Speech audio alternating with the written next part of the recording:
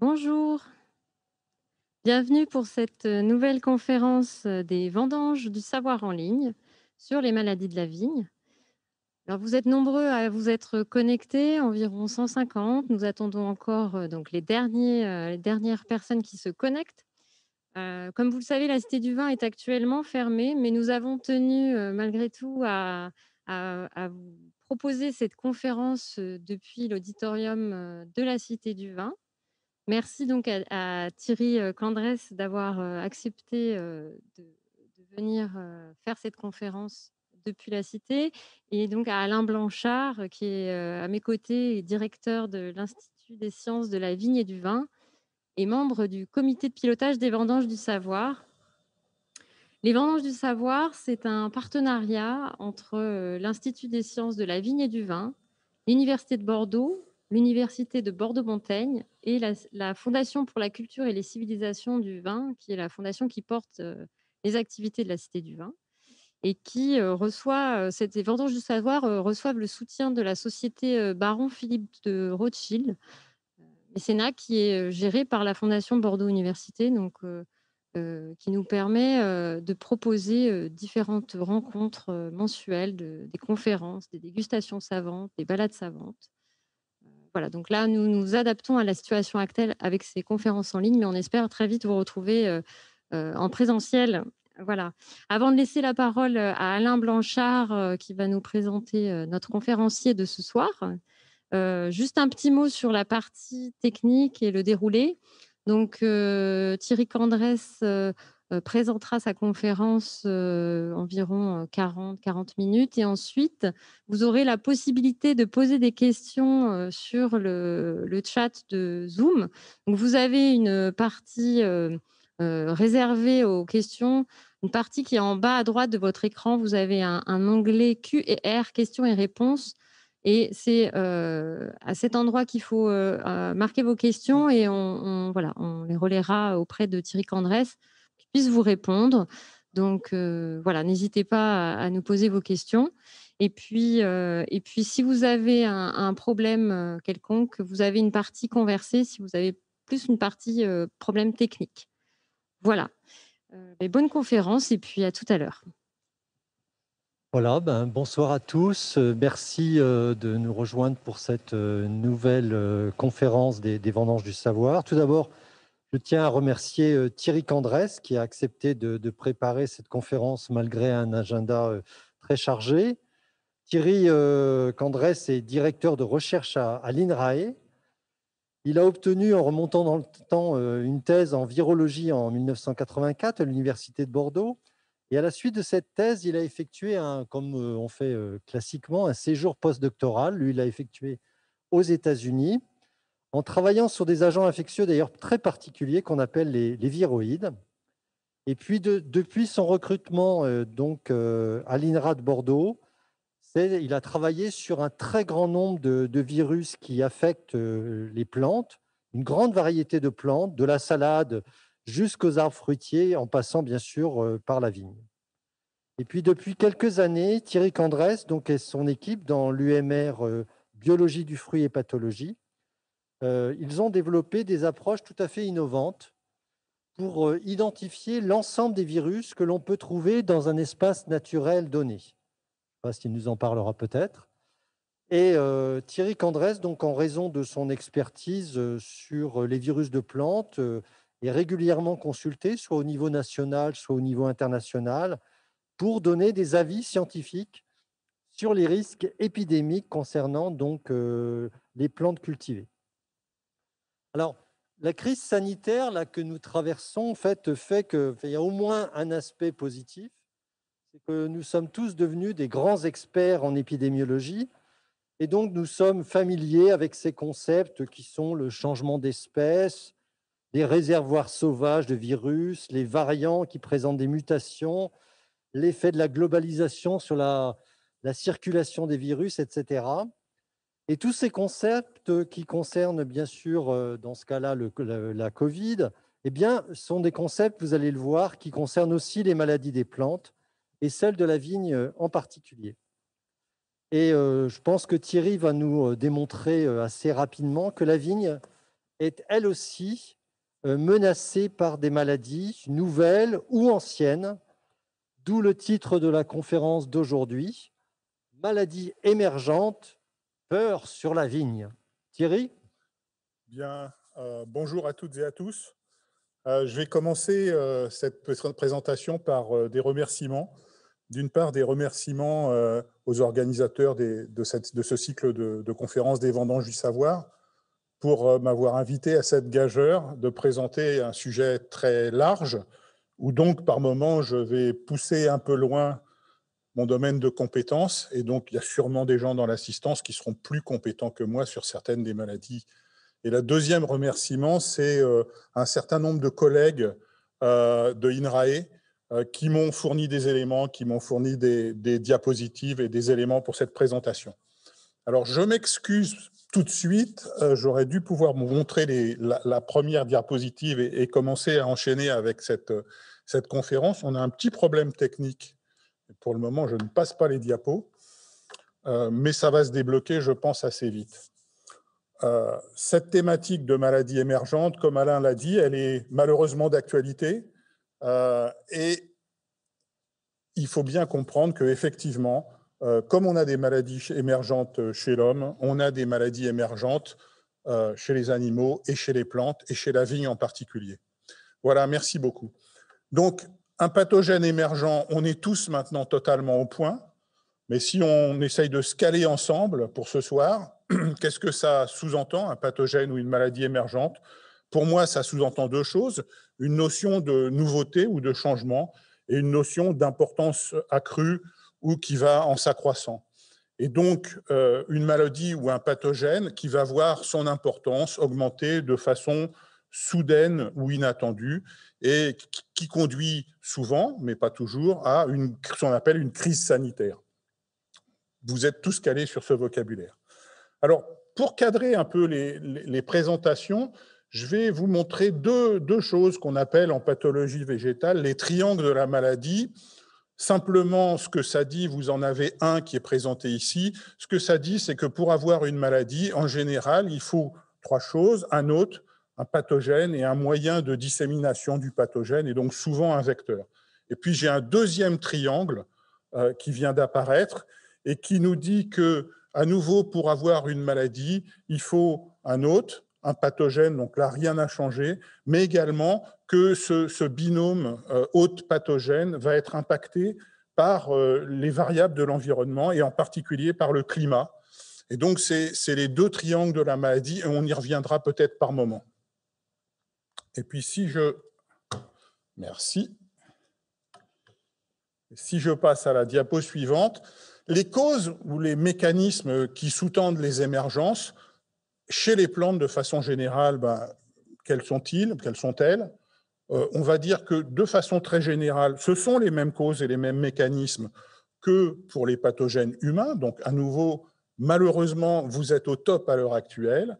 Et si on regarde un petit peu, on va s'apercevoir que dans les causes importantes, il y a l'introduction dans une nouvelle zone géographique d'un pathogène, d'un vecteur ou d'une culture. On va avoir ce dont Alain Blanchard a parlé, c'est-à-dire des modifications génétiques dans les populations, soit les populations de plantes hôtes, soit les populations du pathogène, une mutation, une recombinaison, soit des mutations, des modifications de la génétique des vecteurs de cette maladie. On va avoir des changements écologiques ou sociaux qui vont mettre une plante hôte en contact avec un pathogène ou un vecteur alors que ce contact n'existait pas auparavant. Ça nous fait le lien avec les réservoirs sauvages, etc. Les pangolins, par exemple. Et puis, on va avoir, pour les plantes, des modifications des pratiques culturelles qui vont créer des nouvelles conditions qui vont être plus favorables à un pathogène ou à un vecteur.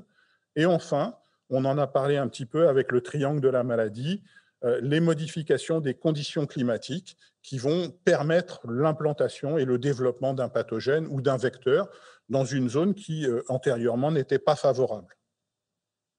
Alors, si on regarde un petit peu plus près, on s'aperçoit que, comme chez l'homme, comme chez les animaux, le contexte général que l'on a aujourd'hui, c'est celui d'une augmentation du nombre et de l'intensité des invasions biologiques et des crises sanitaires.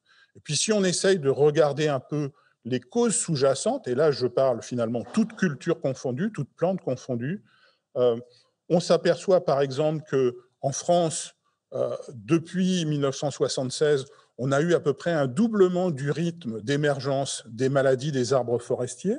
Donc en une quarantaine d'années, on a 2 fois plus de crises et 2 fois plus d'émergences qu'on en avait. Et puis, si on s'intéresse par exemple aux insectes qui sont ravageurs sur les cultures, en moyenne, à l'heure actuelle, on est à quelque chose qui est toute culture confondue, de l'ordre de 7 introductions d'insectes ravageurs par an en France. Donc vous voyez que c'est quelque chose de tout à fait significatif et des crises importantes qui sont probablement de l'ordre d'1 à 2 crises par an à l'heure actuelle. Les mécanismes qui sous-tendent ces émergences ou ces introductions, vous l'avez ici à droite de la figure d'une synthèse qui date un peu maintenant, mais qui est toujours intéressante et qui montrait qu'environ la moitié des émergences étaient liées à ce phénomène d'introduction, donc l'introduction d'un pathogène ou d'un vecteur dans une zone où il était antérieurement absent, et puis environ un quart qui sont liés à des modifications climatiques, de l'ordre de 10%, à des modifications des pratiques culturelles, etc. Si on s'intéresse maintenant au groupe de pathogènes, quels sont les pathogènes qui donnent des maladies émergentes? Eh bien, toute culture confondue, cette même analyse très, très globalisante nous montrait que chez les plantes, environ 50% des maladies émergentes sont causées par des virus, environ un tiers par des champignons, et le reste se répartit entre d'autres groupes biologiques. Donc, une très forte prépondérance des virus en termes de maladies émergentes, peut être à corréler avec la capacité évolutive très forte des virus, la difficulté de les repérer sur une plante, hein, ça ne se voit pas à l'œil nu, et donc leur capacité à être déplacés de façon inadvertante. Ces crises, on va commencer à en parler, elles ont, ces crises sanitaires, souvent des impacts tout à fait considérables. J'ai ici une photo qui avait été prise par Josie Bové et qui montre le développement d'une épidémie, d'une maladie émergente au Brésil. Ce que vous voyez, c'est un verger d'agrumes et tous les trous des arbres qui sont morts du fait de cette maladie émergente. Donc, on a des impacts qui sont considérables et à l'extrême, on a des impacts absolument majeurs. Par exemple, arrive au XIXe siècle le milieu de la pomme de terre en Europe et en particulier en Irlande, une maladie qui dévaste totalement les cultures de pommes de terre dans une société qui s'appuyait beaucoup sur cette culture. Les causes sont absolument majeures. Une famine de grande ampleur, environ 1 million de morts, donc 12 à 15% de la population, environ 1,5 million d'émigrants. Et donc, en une soixantaine d'années, la population irlandaise de l'époque qui est divisée par 2 entre les morts et les migrations. Et en termes de boutade, on dit parfois que voilà, Bill Clinton, président des États-Unis, c'est parce que ses ancêtres ont émigré suite à la famine de la pomme de terre. Bien sûr, si on commence à parler de la vigne, elle aussi, historiquement, c'est une culture qui a subi des crises majeures du fait de maladies émergentes et du fait d'insectes invasifs. Et le 19e siècle a particulièrement été marqué par des crises majeures pour la vigne, tout particulièrement la crise phylloxérique, avec un insecte, un puceron, qui s'installe sur les racines de la vigne européenne et qui la fait mourir, une progression extrêmement rapide, puisque le premier repérage en France, c'est 1861. L'identification du puceron causal prend 6-7 années, et ensuite, en une trentaine d'années, la quasi-totalité du vignoble français est atteint, avec des progressions qui atteignent 30 km par an en pic. Les conséquences sont, je l'ai dit, absolument majeures. La production française de vin est réduite des 2/3 en une vingtaine d'années. Et puis, dans un certain nombre de régions, un peu des régions marginales, on a un abandon complet de la viticulture qui ne reviendra même pas dans ces régions. Et puis, on a un abandon de nombreuses variétés locales. On a, dans la même période à peu près, des crises sanitaires très importantes également, avec l'arrivée du mildiou et de l'oïdium sur la vigne. Ça se conclura par l'invention des porte-greffes résistants au phylloxéra via l'hybridation avec les vignes américaines. Et on en a encore la trace dans nos villes, puisque si vous allez à Montpellier, juste en face de la gare, vous pourrez admirer le monument qui a été érigé à Jules-Émile Planchon, le père des cépages résistants et de cette stratégie de lutte contre le phylloxéra. Et puis, si on parle mildiou, eh bien, vous allez au jardin public à Bordeaux et vous verrez la photo, la statue d'Alexis Millardet, qui est l'inventeur de la bouillie bordelaise. Donc, à l'époque, un chercheur qui faisait une découverte majeure contre une crise sanitaire, il avait sa statue. Alors, je voudrais maintenant parler d'une maladie qui n'en finit plus d'émerger, si l'on veut, et qui est tout à fait particulière, qui est la flavescence dorée, puis on parlera un petit peu des autres jaunisses à phytoplasme. La flavescence dorée, elle est causée par un phytoplasme, le phytoplasme de la flavescence dorée. C'est une maladie très grave qui cause des symptômes très importants et qui rend les vignes largement improductives, voire qui tue les vignes, avec des symptômes que vous avez ici qui vous sont représentés, des modifications de pigmentation, soit des rougissements, soit des jaunissements, une baisse très importante de la production, des défauts d'ahoutement sur les bois, donc une maladie très importante. Ce qui est intéressant dans l'histoire de la flavescence dorée, repérée dans les années 50 dans l'Armagnaquais, elle se développe graduellement et elle continue aujourd'hui encore de progresser en France, malgré une lutte vraiment très importante. J'ai une diapo qui date un peu, qui vous montre la situation en France, mais en gros, vous aviez 60% à peu près du vignoble français qui était en situation de lutte obligatoire contre l'insecte vecteur ou contaminé. Et c'est quelque chose qui continue à progresser. Puis si on s'intéresse à l'Europe, eh bien, on s'aperçoit que de très nombreux pays d'Europe sont aujourd'hui contaminés par la flavescence dorée. Et à nouveau, on a une progression de cette maladie qui continue à se développer. Donc, on a une émergence dans les années 50 en France et une progression qui continue encore aujourd'hui. Cette maladie, je l'ai dit, elle est liée à un phytoplasme, qui sont des bactéries sans paroi un petit peu particulières. Et ce qui est intéressant dans cette histoire, c'est qu'on parle en fait de bactéries qui sont présentes dans des plantes sauvages en Europe, dans la clématite, dans les aulnes, et qui sont transmises dans ces plantes par des petits insectes vecteurs, des cicadelles, qui transmettent de clématite à clématite ou d'aulne à aulne, sans qu'il ne se passe jamais grand-chose, et ces plantes sont largement asymptomatiques. Puis occasionnellement, ces cicadelles, elles vont, mais assez rarement, atterrir sur une vigne, transmettre la bactérie à une vigne, et cette vigne va développer la maladie et des symptômes. Mais ça n'ira pas plus loin, c'est-à-dire que la bactérie ne va pas être transmise à d'autres vignes. Et ça, c'est la situation qu'on avait en Europe jusqu'à ce qu'arrive un insecte invasif qui s'appelle Scaphoideus titanus et qui est un vecteur de la flavescence dorée, de la bactérie, mais qui se multiplie sur la vigne et qui s'est mis à transmettre, cette fois-ci, de vigne à vigne, et donc d'une maladie, d'une bactérie qui était dans des espèces sauvages et qui de temps en temps passait sur une vigne par-ci par-là, on est arrivé comme cela à une maladie qui est épidémique sur vigne du fait de la présence de ce nouveau vecteur invasif. Alors ça a pris assez longtemps de comprendre tout cela, et ça vient de culminer avec une très très belle synthèse qui a été publiée par mes collègues de INRAE Bordeaux, et qui montre que l'arrivée de ce nouveau vecteur, qui est un vecteur nord-américain, a conduit à l'émergence d'une nouvelle maladie, une maladie qui n'existait pas auparavant en Europe, le vecteur n'était pas présent, mais une maladie qui n'existait pas non plus aux États-Unis, puisque le phytoplasme n'était pas présent aux États-Unis.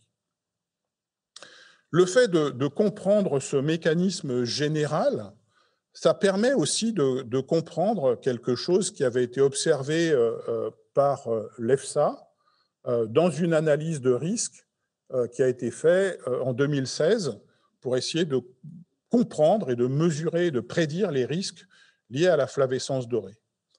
Il y a deux éléments qui sont intéressants. D'une part, que finalement, quand on essaye de modéliser la capacité d'installation de Scaphoideus, on s'aperçoit que Scaphoideus a la capacité de s'installer finalement à peu près partout en Europe, sauf peut-être dans les vignobles les plus méridionaux, comme dans le sud de l'Espagne. C'est ce qui vous est traduit par une couleur très claire, voire par une couleur blanche dans ces régions-là. Mais partout ailleurs, Scaphoideus, à peu près, a une capacité à s'installer, sauf dans les zones de montagne également. Et ce qui avait été observé, c'est que Scaphoideus progresse en Europe et continue à progresser, et que quand Scaphoideus progresse et arrive dans une région, eh bien, statistiquement, on a, et c'est dans tous les pays et dans de nombreux cas, un écart moyen d'une dizaine d'années entre l'arrivée de ce vecteur et puis la détection et la progression de la flavescence dorée. Et ça a permis à cette analyse de risque de faire des prédictions, et vous avez ici un schéma qui montre ces prédictions et qui montre qu'on a vraiment une progression de la maladie qui suit vraiment une courbe assez facile à suivre et qui nous montre que très vraisemblablement, la flavescence dorée va continuer à se répandre en Europe et est avec nous pour encore longtemps. Voilà, malheureusement. Important à considérer, dans le monde, on a des jaunisses de la vigne qui sont tout à fait comparables à la flavescence dorée, qui sont causées par un certain nombre de phytoplasmes qui ne sont pas présents en Europe, pour la plupart d'entre eux. Et donc, il existe un risque d'introduction de ces phytoplasmes en Europe et d'avoir de nouveaux vecteurs et de nouvelles maladies de type flavescence dorée qui se développent en Europe. Heureusement, la législation européenne de quarantaine est très protectrice s'agissant de la vigne, et donc des phytoplasmes qui sont strictement inféodés à la vigne. Là, la quarantaine européenne nous protège relativement bien. Par contre, sur des phytoplasmes ou d'autres pathogènes qui infectent de nombreuses plantes, le risque est nettement plus élevé parce qu'on est moins protecteur vis-à-vis d'autres espèces végétales qu'on ne l'est vis-à-vis de la vigne. Je voudrais maintenant parler d'un danger majeur sur la vigne, qui n'est pas encore présent et avéré en Europe, c'est la maladie de Pierce. La maladie de Pierce, elle est décrite en Californie en 1884 par Newton Pierce. C'est une maladie grave de la vigne, très grave de la vigne. À nouveau, une bactérie d'un genre différent. Cette bactérie, elle a été identifiée, elle s'appelle Xylella fastidiosa, et je pense que nombre d'entre vous sont aujourd'hui un peu familiers avec cette bactérie, puisque c'est elle qui a défrayé la chronique en tuant des millions d'oliviers dans le sud de l'Italie. Cette bactérie, elle se multiplie dans les tissus conducteurs des végétaux, et dans certains cas, elle obstrue ces tissus conducteurs, bloque l'alimentation hydrique des parties supérieures de la plante qui vont se dessécher et éventuellement la plante va mourir.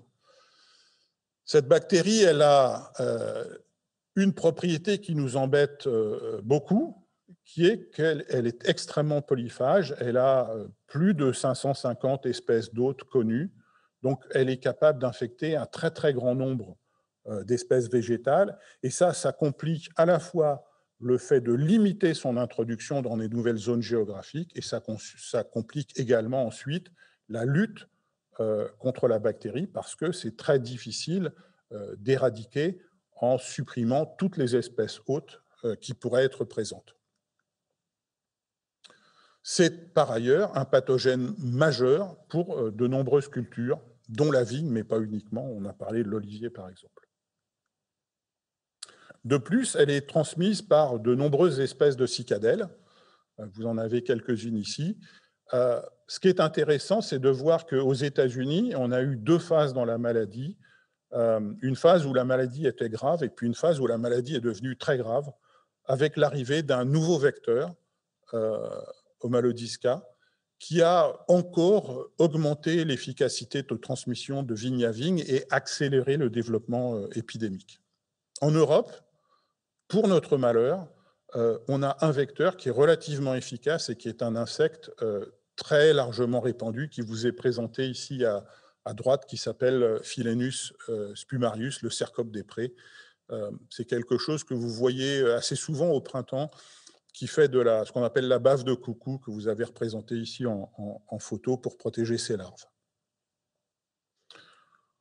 La maladie de Pierce, elle est aujourd'hui à nos portes en Europe, puisqu'elle est d'abord détectée en Italie, mais ensuite dans les îles Baléares, en Corse, sur la Côte d'Azur, plus récemment au Portugal. Donc, elle est vraiment à nos portes, avec un vrai risque de la voir se développer de façon plus importante en France et de se développer éventuellement sur la vigne.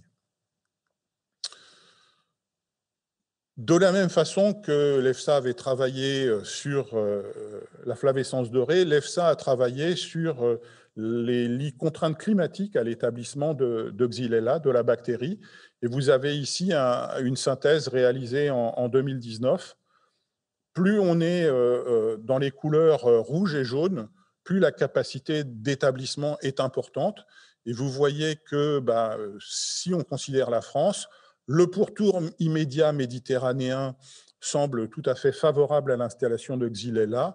Et puis le grand sud-ouest également semble relativement favorable, moins mais relativement favorable. Donc un établissement de Xylella est possible dans la région, par exemple, Nouvelle-Aquitaine.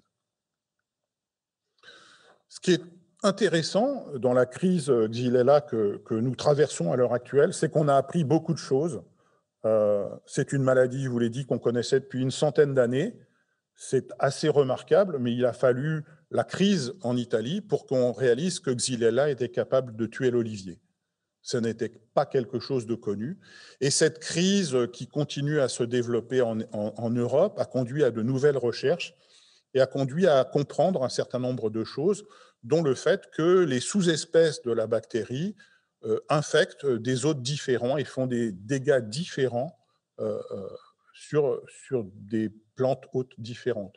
Donc, par exemple, la sous-espèce Poca, qui est celle qui est dans les pouilles, elle est extrêmement pathogène sur l'olivier, comme vous le voyez à droite, mais elle n'est pas capable d'infecter la vigne.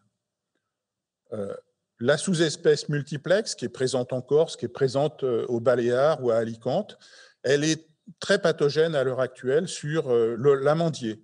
Et on a des pertes qui sont tout à fait considérables à l'heure actuelle, sans doute plus d'1 million d'arbres qui sont morts déjà aux îles Baléares. Voilà. Et puis, on a une sous-espèce qui s'appelle Fasciosa. On a de la chance, elle n'est jusqu'à présent en Europe repérée qu'à Majorque. C'est elle qui cause la maladie de Pierce sur la vigne. Et donc, en termes de maladie émergente sur la vigne, c'est celle qui est la plus préoccupante, pour autant qu'on le sache. En conclusion sur Xylella, je vais dire qu'il y a quand même quelques lueurs d'espoir, et en particulier, que ce soit sur olivier ou sur vigne, on a le repérage et la création de variétés résistantes à Xylella qui sont maintenant ou qui commencent à être disponibles. Les Italiens ont repéré 2 ou 3 variétés qui sont naturellement résistantes et qui commencent à être utilisées pour replanter les vergers d'oliviers. Et puis, il y a eu un travail considérable réalisé en Californie pour développer des variétés résistantes, des variétés de vignes résistantes. Et Lucy Davis vient, par exemple, de rendre disponibles 5 variétés de raisins qui sont résistantes à la maladie de Pierce. Donc, on a quand même quelques solutions pour la lutte si ça devait nous arriver, mais tous les cépages que l'on a à l'heure actuelle sont certainement sensibles. Et puis, je voudrais changer un petit peu maintenant et parler un peu de viroses et de viroses émergentes.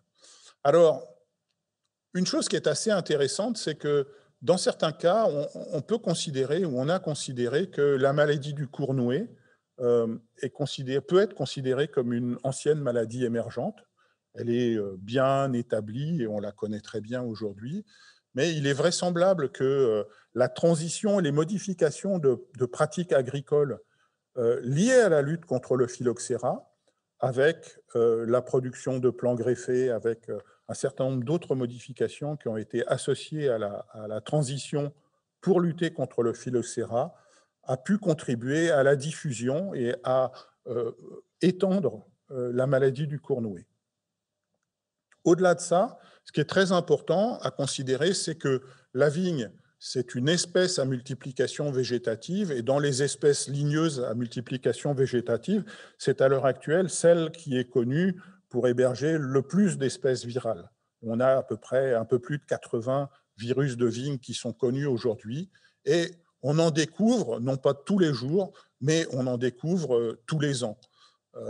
Et ça, en particulier, grâce aux approches de séquençage haut débit, qui ont été, dont Alain a parlé un petit peu, dont Alain Blanchard a parlé un petit peu. Et voilà, on découvre vraiment de nouveaux virus de vigne, et y compris des virus pathogènes, à peu près avec un rythme annuel dans le monde. Ça traduit sans doute notre connaissance incomplète du virome de la vigne, plutôt que des virus qui changeraient d'hôte et deviendraient capables d'infecter la vigne. Mais le risque, il est là. Ah, je n'ai plus de capacité à changer les diapos.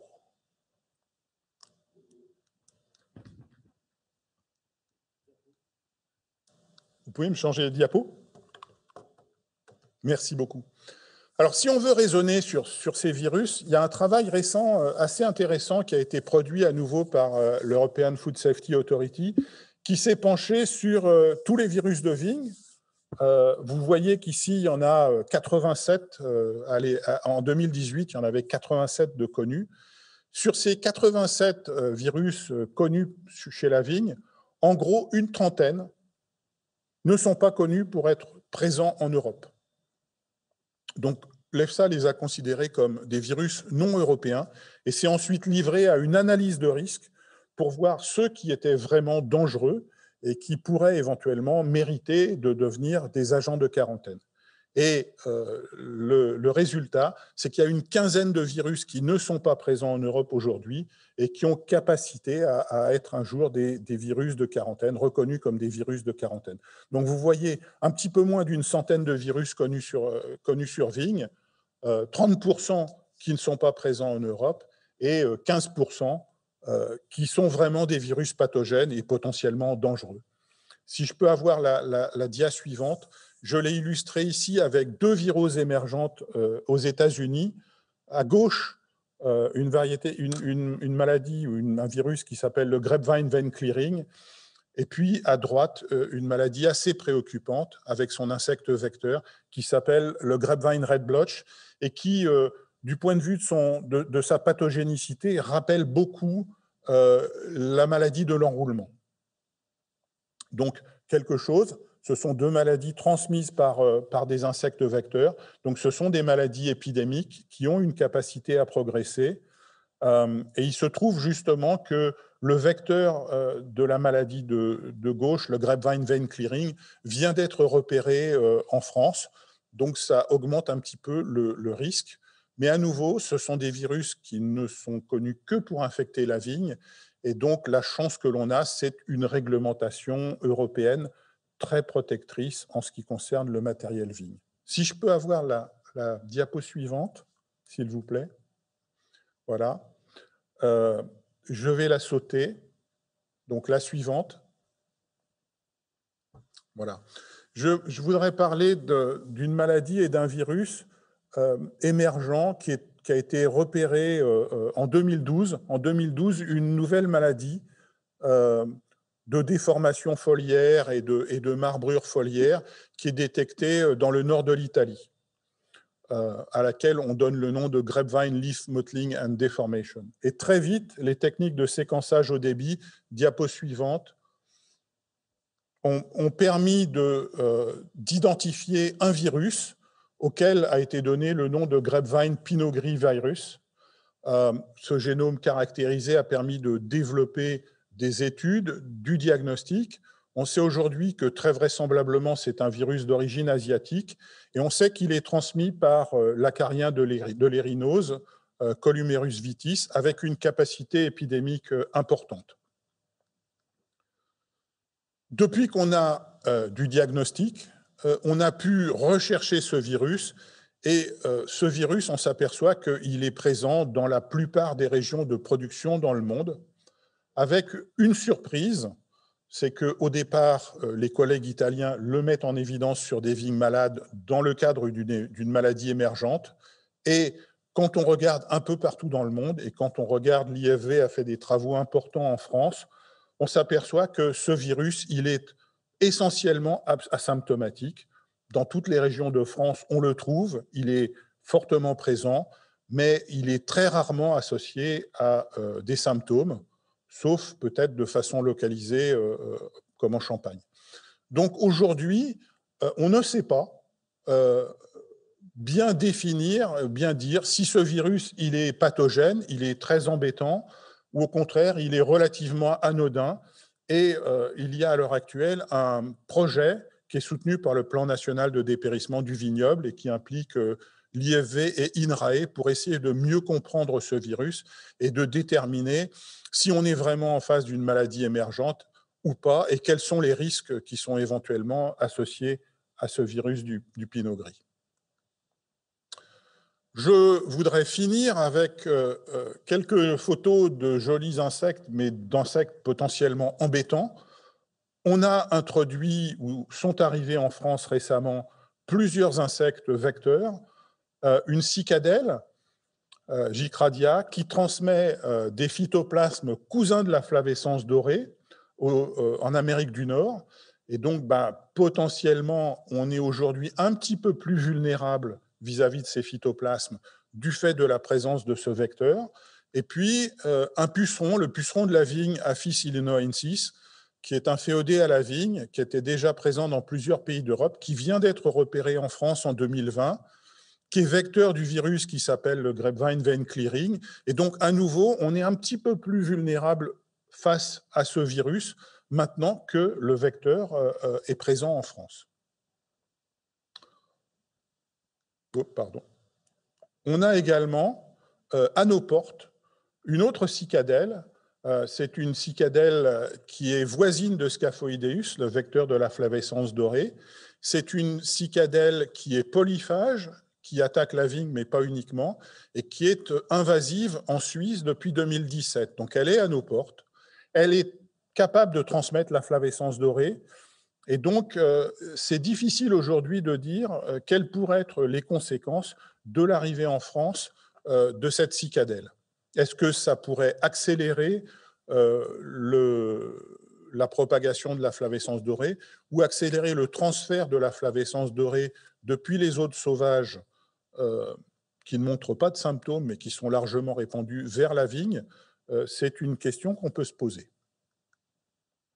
À nos portes, on a également quelques insectes ravageurs préoccupants, dont le hanneton japonais, qui est un insecte, un hanneton polyphage, défoliateur, qui s'est très largement répandu dans le Tessin suisse et italien, qui progresse et qui est capable de réaliser sur vigne des défoliations tout à fait importantes, comme vous le voyez ici.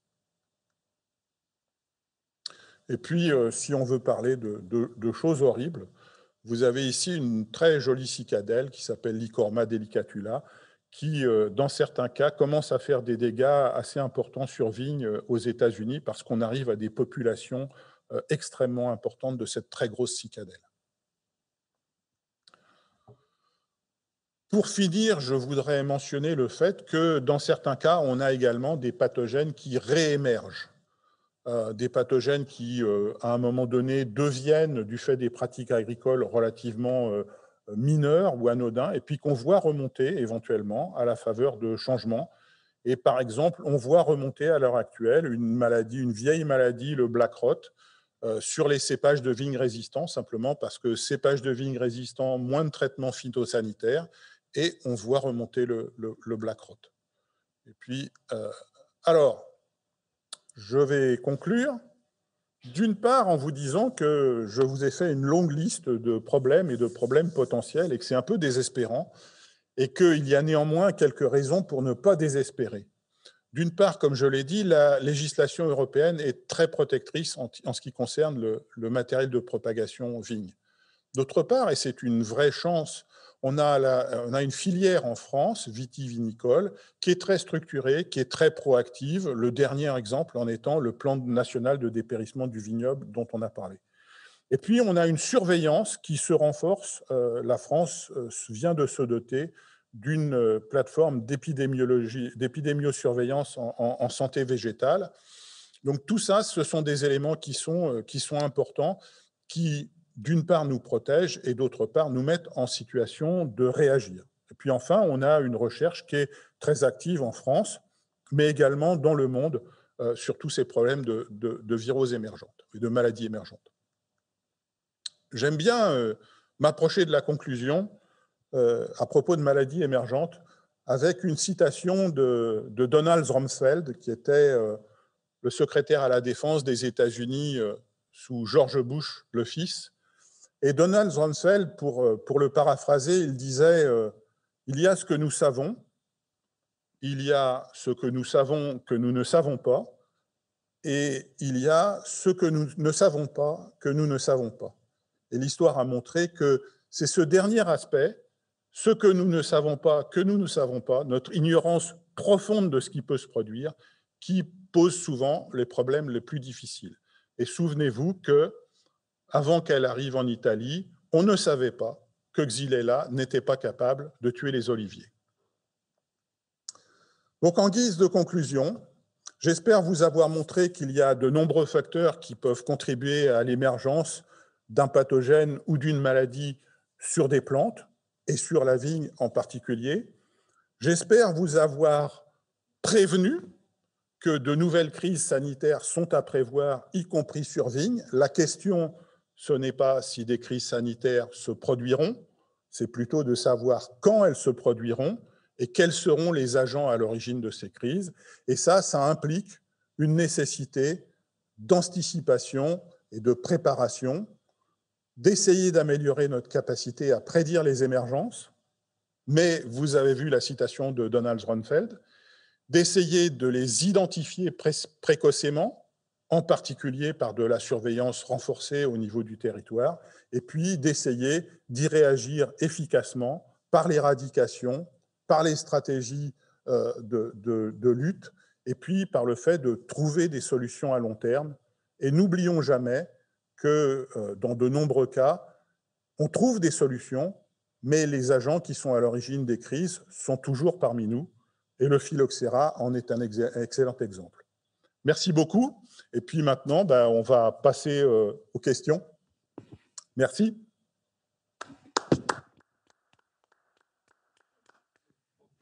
Merci beaucoup. Merci Thierry, tu peux venir nous rejoindre. Là, on va changer d'exercice, on va passer aux questions-réponses. Donc on a un dispositif qui nous permet de capter les questions posées par nos internautes. Avant de les voir apparaître, juste en fait, tu as mentionné en fait dans l'importance des réseaux de surveillance, etc. Rappelle-nous le rôle que joue l'EFSA au niveau européen, peut-être. Alors, l'EFSA ne fait pas de surveillance. L'EFSA organise l'expertise scientifique collective pour essentiellement faire à la fois de l'analyse de risque et puis éventuellement faire des recommandations sur les meilleures stratégies de lutte et les démarches de lutte. Donc, c'est vraiment de l'expertise scientifique qui va mobiliser les compétences de chercheurs un peu partout en Europe, voire de chercheurs hors Europe, puisque par exemple sur Xylella, EFSA doit avoir organisé 2 ou 3 conférences internationales maintenant sur Xylella, en faisant venir des États-Unis, d'Amérique du Sud, les meilleurs spécialistes pour essayer de réfléchir avec les chercheurs européens et avec les gestionnaires de crise européens sur les meilleures façons de lutter. Bien.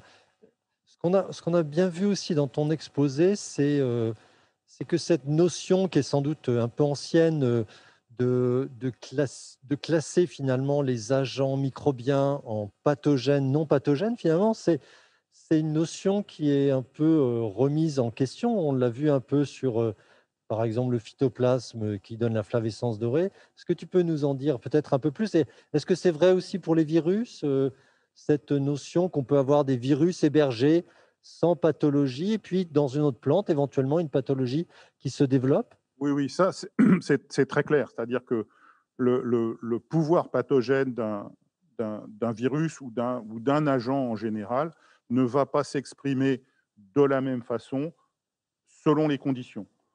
Je vous renvoie en particulier à mes 2 triangles des maladies. Une maladie, c'est un hôte, un pathogène, un vecteur. Si on a des changements, si on n'a pas le même hôte, si on n'a pas le même vecteur, éventuellement, on n'a pas la maladie. Ou on a une maladie moindre. Voilà. Donc, ça, c'est tout à fait une dimension importante. Une dimension dont on n'a pas du tout parlé parce que ça nous emmenait très loin, c'est également le concept que, dans certains cas, pour comprendre la maladie, il faudrait ne plus avoir un triangle, mais peut-être un carré, et regarder en plus ce qu'on appelle le microbiote. Alors, ça commence à Oui, être très d'ailleurs, clair. on a une question un petit Ah, peu qui rejoint ça, parce que finalement, voilà, il y a aussi en fait l'idée que est-ce que la biodiversité, donc tout ce cortège finalement qui entoure la plante, qui entoure l'espèce cultivée, que ce soit en fait, est-ce que ce cortège, à la fois en fait qui peut se trouver dans le sol, qui se peut trouver dans les parties aériennes, peut jouer un rôle de protection aussi vis-à-vis des pathogènes? pour moi, ça fait partie des fronts de science et des questions à développer. Je pense qu'aujourd'hui, en particulier chez les plantes, on commence à peine à essayer de comprendre quelle peut être la contribution du microbiote à la santé d'une plante. On est vraiment au niveau, au tout début de ces travaux. Il est fort possible que dans certains cas, on ait effectivement des contributions importantes du microbiote. Il est possible que dans certains cas, le pathogène, il fait tout seul et que le microbiote ne fasse pas énormément de choses, hein. C'est peut-être pas quelque chose de général, mais je pense que le microbiote, oui, on aura des choses. Alors, on a une question très précise sur le red blotch Alors, dont tu nous as parlé. ouais, Y a-t-il des raisons de craindre la présence et l'expansion de ce red blotch en Europe alors occidentale? la, la réponse, comme souvent, elle est pas simple. Mais ce que l'on peut dire, euh, c'est un virus qui est clairement pathogène, qui est grave et qui fait vraiment des symptômes et des pertes de rendement et des pertes de qualité importantes. Donc oui, s'il arrivait en Europe, ça ne serait pas une bonne nouvelle, c'est très clair. Ceci dit, on a une chance aujourd'hui, c'est que le vecteur connu du virus Red Blotch n'est pas présent en Europe et qu'il appartient à un groupe d'insectes, à une famille d'insectes qui est très peu représentée en Europe. Donc, avec un peu de chance, le vecteur n'est pas présent. Pour que le Red Blotch arrive en Europe, il faudrait soit qu'il ait été importé il y a très longtemps, qu'il soit dans des collections, dans du matériel, etc. Vecteur pas présent, il ne devrait pas se répandre beaucoup, sauf s'il rentre dans les filières de multiplication, la production de plants, etc. Mais pas de vecteur, c'est une bonne nouvelle. Donc, on a ces deux éléments qui nous disent, finalement, le risque est sans doute relativement modéré, avec une quarantaine très protectrice, d'un vecteur qui n'infecte que la vigne et un vecteur qui est absent. Quand j'ai dit ça, je vous demande néanmoins de penser à Donald Rumsfeld et de vous dire, ça c'est ce qu'on sait sur ce virus, et ce qu'on ne sait pas, c'est ce qu'on découvrira éventuellement un jour. Quand Xylella est arrivé en Europe, on ne connaissait pas de vecteurs de Xylella parmi l'entomofaune européenne. On ne savait pas que Philaenus, insecte largement répandu, allait se révéler un très bon vecteur de Xylella. Donc, est-ce que si le Red Blotch arrive en Europe, demain, on ne découvrira pas qu'un insecte européen est capable de le transmettre? Mystère. C'est ce qu'on ne sait pas qu'on ne sait pas. Alors on a des questions, bien sûr, qui concernent les méthodes de lutte, et bien sûr, bien sûr, dans les questions, est-ce qu'on sait lutter contre ces maladies autrement qu'avec des pesticides de synthèse? Alors, c'est une question qui est très, très complexe parce que, on l'a vu, en fait, il y a différentes stratégies de lutte. Peut-être que tu peux rappeler finalement les grandes stratégies de lutte, enfin, si on parle par exemple, de flavescence dorée ou d'une autre maladie, parce que les maladies virales, en revanche, on va lutter peut-être autrement, etc. Oui, on va avoir deux versants majeurs, en particulier de la lutte, selon qu'on a une maladie qui peut être transmise par le plant, donc par le matériel de plantation, ou qu'on a une maladie, au contraire, qui est largement diffusée par un vecteur ou par la pluie, le vent. Enfin, ça change beaucoup les choses, parce que si on a une maladie qui se diffuse via le plant, on peut faire de la certification, on peut faire de la production de plants sains.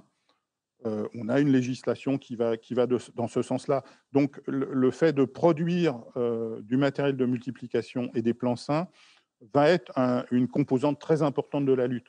Si on est sur un pathogène qui, finalement, ne se transmet pas particulièrement par le plant, voilà, pensez à une maladie fongique qui va se diffuser par les courants aériens, qui va se diffuser par les éclaboussures, etc. Bien sûr, la stratégie sera différente. Si on parle d'une bactérie comme Xylella ou d'un virus, on n'a pas aujourd'hui d'antibiotiques à usage agricole et on n'a pas de virucides à usage agricole. Donc forcément, ça va orienter considérablement les stratégies de lutte. Éventuellement, on peut tenter de lutter contre les vecteurs, mais voilà, il y a des choses qu'on ne saura pas faire. Face à un champignon ou à un insecte, oui, on peut être tenté d'utiliser des fongicides de synthèse ou pas de synthèse d'ailleurs, et puis et des insecticides à nouveau de synthèse ou naturels. Mais ça ne marchera que si on a des molécules actives. Est-ce qu'on saura lutter contre toutes les émergences sans aucun pesticide de synthèse? C'est une question qui est extrêmement compliquée. J'aurais tendance à dire que peut-être qu'on saura, mais je ne suis pas persuadé qu'on sache. Alors, tu as mentionné aussi dans ton exposé la possibilité aussi de trouver en fait des plantes qui soient résistantes à ces maladies. Alors, est-ce que tu peux nous rappeler ces plantes et sont obtenues par quel moyen? C'est de la sélection classique? Est-ce qu'il y a d'autres approches? Sur les deux exemples que je vous ai montrés, que ce soit les oliviers, alors les oliviers, c'est du criblage. C'est-à-dire simplement, ça part de l'observation que dans les foyers épidémiques, il y avait des oliviers qui se comportaient très bien. Et voilà. Donc il y a eu en gros un travail de repérage à faire et c'est tout. C'est une exploitation de la biodiversité, en C'est de quelque sorte. l'exploitation de la biodiversité cultivée. Très bien. Ouais. Si on parle par contre des vignes qui sont résistantes à Xylella, et c'est une histoire comparable finalement aux vignes résistantes au mildiou, à l'oïdium qui sont en train de se développer. Ce sont des vignes sauvages voisines de l'espèce cultivée qui portent des résistances et où on va aller faire des croisements pour introduire la résistance dans de la vigne cultivée. Voilà. Et ensuite, continuer les cycles de croisement pour récupérer des caractères agronomiques et qualitatifs. Voilà. Dans certains cas, on pourrait, alors je n'ai pas connaissance de travaux, il y en a eu à une époque, mais je n'ai pas de travaux extrêmement actifs, mais par exemple contre les virus, on pourrait imaginer également utiliser des approches de type génie génétique. Et il y a eu historiquement des travaux, par exemple, pour développer des vignes résistantes aux cournouets, des porte-greffes résistants aux cournouets. Oui, oui. Voilà, l'acceptabilité sociale de ce type de porte-greffe OGM, on sait qu'elle n'est absolument pas bonne aujourd'hui, mais la technologie existe et est disponible. Alors, on a une question qui est peut-être un peu provocatrice, qui concerne finalement la relation entre les approches en bio, en fait, les cultures bio, et en fait le développement soit d'anciennes maladies ou de nouvelles maladies. Est-ce qu'il y a une relation? Est-ce que c'est possible de faire cette corrélation? Très honnêtement, je sais pas bien y répondre. J'ai pas suffisamment de recul, en particulier sur les maladies fongiques ou des choses comme ça, pour être vraiment très clair sur ce type de réponse. Un point intéressant, c'est que l'évolution du cahier des charges en agriculture biologique va conduire à rendre nécessaire le fait d'utiliser des plants de vigne eux-mêmes produits en agriculture biologique.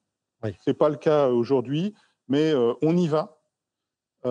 J'ai appris récemment que voilà, l'IFV, des pépiniéristes, etc., sont en train de se mettre en ordre de marche pour qu'on puisse avoir du plan certifié d'un point de vue phytosanitaire, maladie virale, et qui soit produit dans un contexte agriculture biologique, donc qui soit utilisable en agriculture biologique. Après, est-ce que je sais pas répondre sur l'aspect sur la question de façon plus large. J'aurais tendance à y répondre en disant, c'est un peu facile comme réponse, mais de dire que il faut prendre conscience que un système de culture, c'est c'est une machine très complexe, et qu'à partir du moment où on change quelque chose, quelque part, on peut créer des conditions qui sont plus favorables ou moins favorables à l'un des bioagresseurs qui naviguent autour de la culture. C'est pas vrai, c'est pas seulement vrai pour le bio, c'est-à-dire tout changement de pratique culturelle. Donc bio ou pas bio, tout changement de pratique culturelle peut avoir des conséquences. Voilà. Et l'illustration pour moi qui est assez jolie à l'heure actuelle, c'est effectivement les vignes résistantes et la remontée du black rot. On réduit un certain nombre de traitements phytosanitaires. On ne peut pas se passer totalement parce qu'on voit remonter le black rot. Voilà. Donc on a des choses comme ça. Dans un système complexe, on a des effets dominos, si vous voulez. J'avais une question d'un auditeur sur la maladie de Pierce. Est-ce que les vignes résistantes à la maladie de Pierce sont des hybrides? Alors, la réponse, elle est oui, puisque elles viennent d'hybridation avec des vignes américaines, nord-américaines, sauvages. Donc, quelque part, il y a un phénomène d'hybridation au départ. Mais elles ne sont pas plus des hybrides. Ensuite, on va faire toute une série de croisements pour éliminer un maximum du génome des vignes sauvages, pour revenir à des caractéristiques agronomiques de vignes européennes. Mais elles sont passées dans un phénomène d'hybridation, comme les vignes résistantes mildiou, oïdium ont hérité via un phénomène d'hybridation de gènes qui viennent de vignes sauvages. Alors, c'est la vigne hybride, j'ai tendance à interpréter un peu votre question sur cette idée que les vignes hybrides Et les hybrides producteurs directs, c'est une grande et vieille histoire sur vigne, avec des interdictions, avec une très négative vision d'un point de vue qualitatif, etc. Je pense que ni sur les vignes américaines, dont j'ai malheureusement pas eu l'occasion de goûter le produit fini, ni sur les vignes résistantes mildiou oïdium, dont là on commence à pouvoir goûter des choses, on s'aperçoit que qualitativement, on commence à être à des niveaux très intéressants. Donc, à mon avis, elles ne doivent pas supporter l'opprobre qui a été associé historiquement aux hybrides producteurs directs. Il y a un aspect, en fait, je sais que tu n'es pas un économiste, tu ne nous as pas parlé des aspects coûts, finalement. Je voyais dans les questions, en fait, il y a un des internautes qui nous disait, est-ce qu'on a une idée du coût, par exemple, des grandes épidémies? Alors, est-ce que tu as un exemple, peut-être, à nous citer je sais que la maladie de Pierce, on dit le coût en Californie, c'est peut-être 100 millions d'euros par an, des choses comme ça.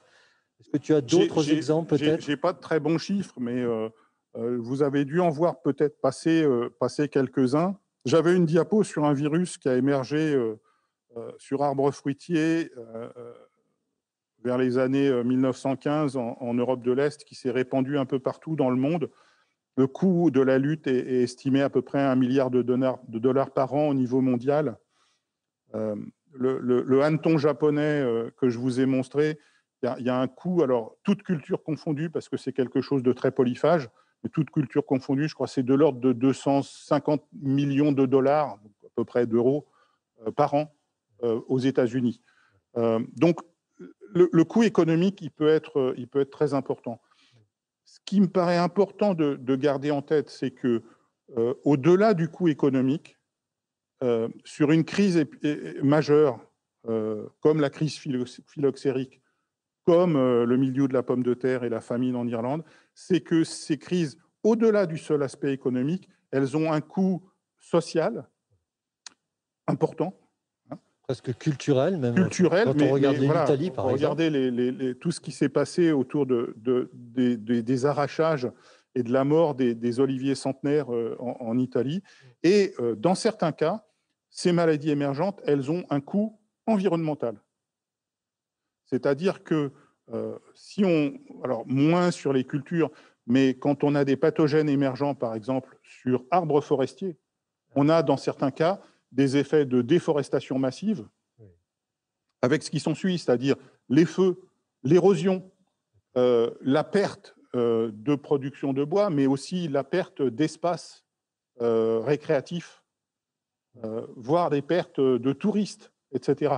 Donc, ça va bien au-delà, une crise sanitaire, phytosanitaire majeure, ça va bien au-delà d'un seul coût économique. Oui.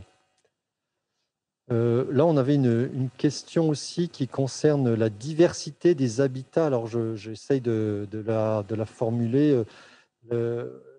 Est-ce que la recherche d'augmentation de la diversité des habitats dans nos agrosystèmes n'augmente-t-il pas les chances d'héberger des vecteurs? On a des collègues à INRA et Bordeaux qui travaillent sur ces questions-là. Non pas dans ce sens-là, mais dans le sens une augmentation de la diversité dans un paysage agricole, on va dire, de façon générale, dans un agroécosystème.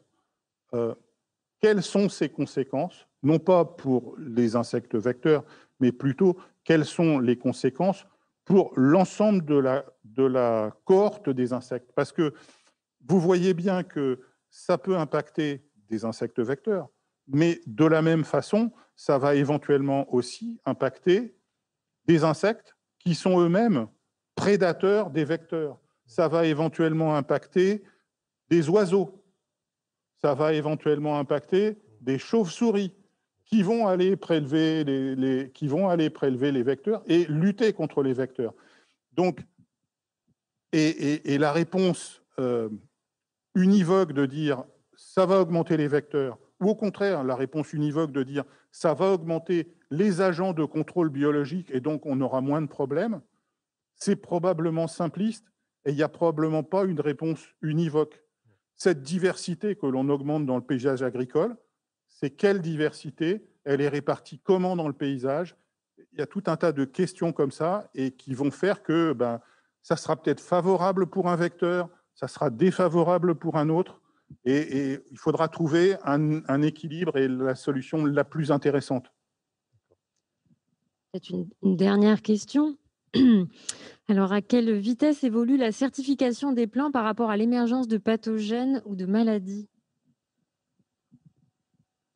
Ça évolue, je dirais, ça évolue bien. Les filières sont réactives. Donc, de ce point de vue-là, oui, on est capable de réagir, je pense, très vite dans la production, dans la certification et dans la production des plants. À partir du moment où on a du diagnostic, on va pouvoir mettre en place de la certification et donc on peut aller très vite. Et on est capable aujourd'hui, on a fait vraiment des grands progrès dans la capacité à identifier l'agent causal d'une nouvelle maladie. De ce point de vue-là, la situation actuelle du coronavirus, ce n'est pas un virus de plante, mais la situation actuelle du coronavirus, elle illustre ça remarquablement bien. Voilà, le génome complet de ce virus, c'est 15 janvier. Donc, moins de 2 mois après le repérage, on avait le génome complet. Quand on avait le génome complet, on avait le diagnostic. Et ça, c'est remarquable. Donc, de la même façon, maladie virale, on doit pouvoir aller très, très vite. Maladie fongique, ça pose un peu moins de problèmes, etc. Mais il faut qu'il y ait quelqu'un sur le terrain qui voit le problème et qui le repère. Imaginez que Xylella, on a parlé, on a dit 1 million d'arbres aux îles Baléares. Pendant sans doute presque une dizaine d'années, le problème n'a pas été repéré. On voyait les amandiers qui étaient en train de mourir et des gens qui cherchaient quel pouvait être le champignon responsable, etc. Et ça a duré longtemps. Et finalement, il a fallu qu'ils s'aperçoivent que c'était Xylella en Italie pour que ça allume des idées aux Baléares et qu'on finisse par comprendre que c'était sans doute Xylella qui était en train de ravager les amandiers des Baléares. Donc, la capacité à faire un diagnostic, elle est fortement augmentée. Mais s'il n'y a pas un très bon pathologiste de terrain qui dit « Ah tiens, il y a un problème », on peut perdre du temps. Très bien, merci. Merci beaucoup pour cette conférence. Merci.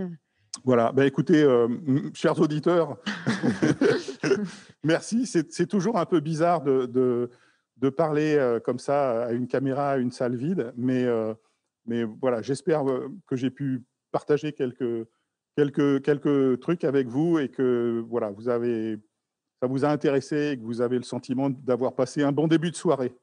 En tout cas, ceux qui n'étaient pas en ligne, la conférence pourra Tout à être fait. vue en différé, c'est ça? Donc, Tout à fait, voilà. Du coup, la conférence est enregistrée et sera visible sur la médiathèque de la Cité du Vin et également sur le site de l'Institut des sciences de la vigne et du vin. Donc, vous pourrez revoir cette conférence des vendanges du savoir et nous vous invitons à assister, alors toujours en ligne, hein, malheureusement, pour l'instant, nous sommes patients, mais nous vous proposons toujours ces conférences des vendanges du savoir en ligne. Donc, ce sera le mardi 2 février avec Axel Marchal qui, cette fois-ci, qui est professeur en onologie à l'Institut des sciences de la vigne et du vin et qui va nous parler de l'origine du goût du vin et des paramètres qui peuvent influer sur le goût du vin.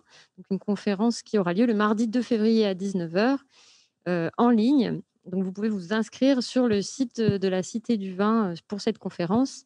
Et concernant la programmation plus générale de la Cité du Vin, nous avons aussi une journée entière de conférences le samedi 30 janvier de 10h à 17h, ce qui concerne le vin et la santé cette fois-ci. Donc, on a beaucoup de médecins et de chercheurs qui parleront de ce sujet toute la journée et qui feront un état des lieux de la consommation de vin et d'alcool. Donc, voilà, je vous invite à participer à ces moments en ligne en attendant de vous retrouver, j'espère prochainement en présentiel dans l'auditorium de la Cité du Vin pour tous ces événements. Merci encore et bonne soirée à tous. Merci, bonsoir, au revoir, Au revoir. à bientôt.